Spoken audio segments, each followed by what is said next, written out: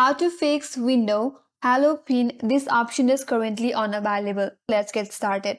Whenever you're trying to set up a window hello pin in your device and if that option is not available, here is what you can do it. First of all, click on this Windows icon from your device. After that, go to your settings. Now under this settings page, navigate to your left hand side and click on accounts. Here scroll down a bit and then click on sign in option. Now under the sign in option, in my case there is this option available that says pin Windows hello. If I click on it, I will have an option to change pin or remove this sign in option. But in your case, if you are not able to find that option, or if that option is not available, first of all you have to set up a password for your account. Now in this section you will have an option to set up a password.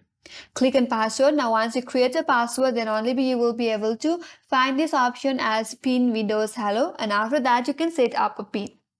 So that's the way to fix the problem. After you set it up a password, you can only be able to have this option as Windows hello pin.